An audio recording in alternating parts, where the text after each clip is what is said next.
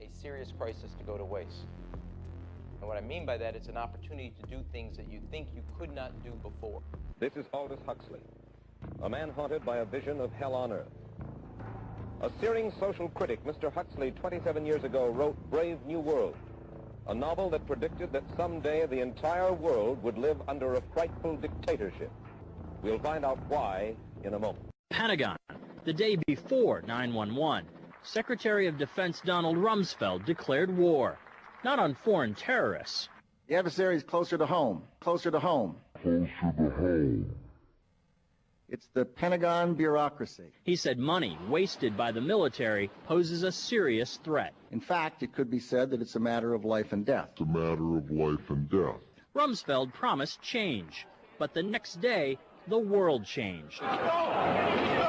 And in the rush to fund the war on terrorism, the war on waste seems to have been forgotten. My 03 budget calls for more than $48 billion in new defense spending. More money for the Pentagon when its own auditors admit the military cannot account for 25% of what it already spends. According to some estimates, we cannot track $2.3 trillion in transactions. $2.3 trillion with a T. That's $8,000 for every man, woman, and child in America. To understand how the Pentagon can lose track of trillions, consider the case of one military accountant who tried to find out what happened to a mere $300 million. We know it's gone, but we don't know what they spent it on. Jim Minery, a former Marine turned whistleblower, is risking his job by speaking out for the first time about the millions he noticed were missing.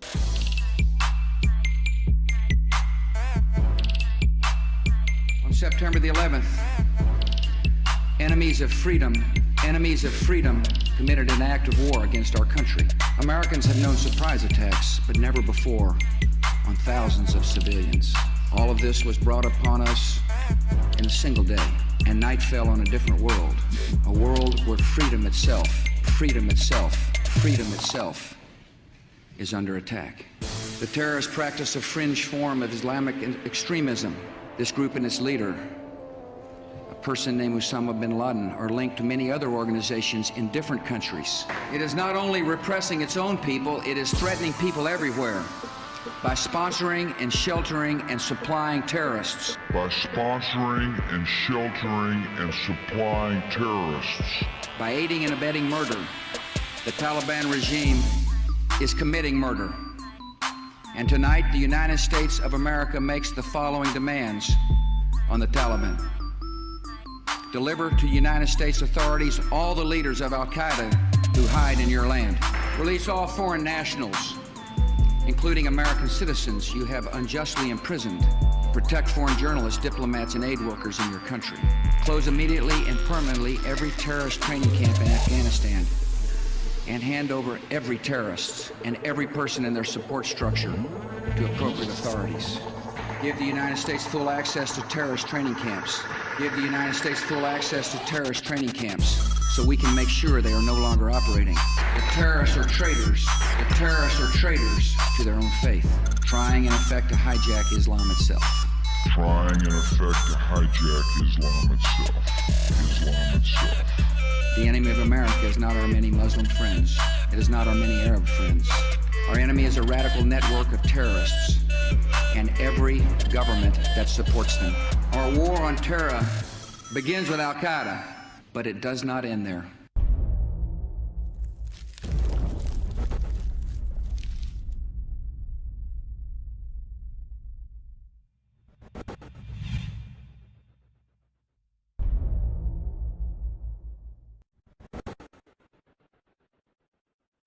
On October 26, 2001, President George W. Bush signed the Patriot Act, which gave law enforcement broader authority to investigate and prosecute suspected terrorists.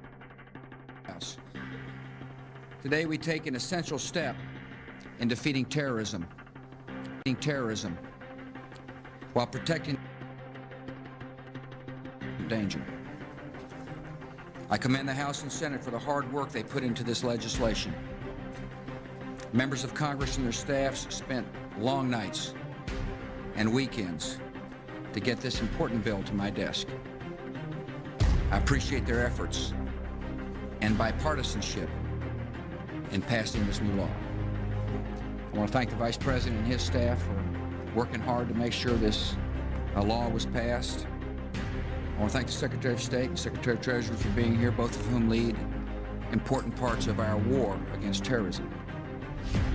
I want to thank Attorney General John Ashcroft for spending a lot of time on the Hill to make the case for a balanced piece of legislation. I want to thank the Director of the FBI and the Director of the CIA for waging an incredibly important part on the two-front war, one overseas and a front here at home.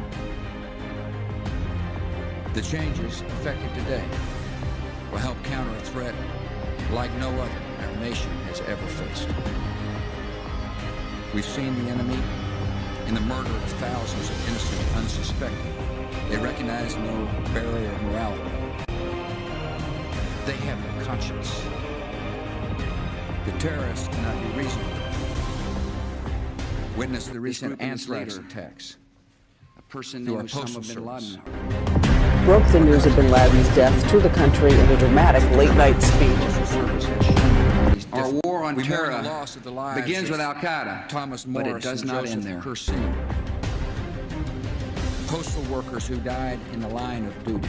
I want to assure postal workers that our government is testing more than 200 postal facilities along the entire eastern corridor. That one thing is for certain. These terrorists must be pursued, they must be defeated, and they must be brought to justice. Surveillance of communications is another essential tool to pursue and stop terrorists. Existing law was written in the era of rotary telephones. This new law that I signed today will allow surveillance of all communications used by terrorists, including emails, the internet, and cell phones. Investigations are often slowed by a limit on the reach of federal search warrants. The statute of limitations on terrorist acts will be lengthened, as will prison sentences for terrorists. This bill was carefully drafted and considered, led by the members of Congress on this stage and those seated in the audience. It was crafted with skill and care, determination, and a spirit of bipartisanship for which the entire nation is grateful. This bill met with overwhelming agreement in Congress because it upholds and respects the civil liberties guaranteed by our Constitution. This law, with all the urgency of a nation at war, the elected branches of our government and both political parties are united. It is now my honor to sign into law the USA Patriot Act of 2001.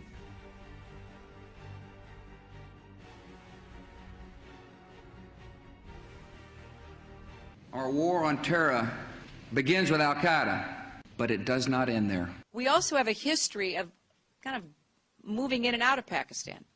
I mean, let's remember here, the people we are fighting today, we funded 20 years ago. And we did it because we were locked in this struggle with the Soviet Union. They invaded Afghanistan, and we did not want to see them control Central Asia. And we went to work. And it was President Reagan, in partnership with the Congress, led by Democrats, who said, you know what, sounds like a pretty good idea. Let's deal with the ISI and the Pakistani military, and let's go recruit these mujahideen. And that's great. Let's get some to come from Saudi Arabia and other places, importing their Wahhabi brand of Islam so that we can go beat the Soviet Union.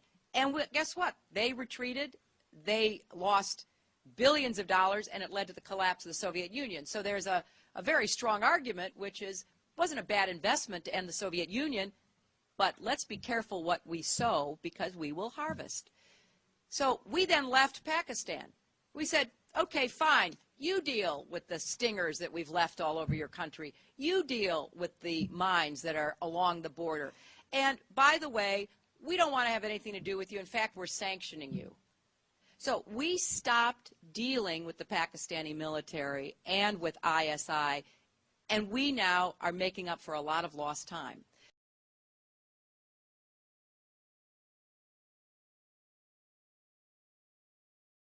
Our war on terror begins with Al-Qaeda, but it does not end there.